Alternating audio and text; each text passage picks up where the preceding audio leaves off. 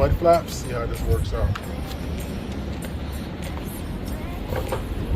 Tesla mud flaps there. And it comes with no instructions, so it should be very easy.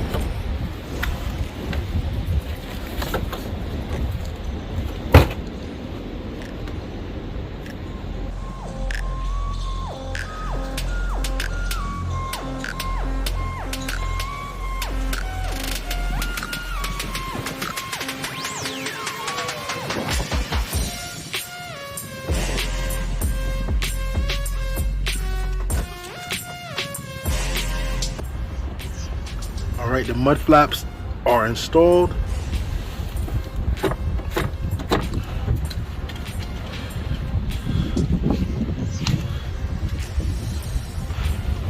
The ground clearance is kind of low, but since it's so flexible, let's look at hit stuff.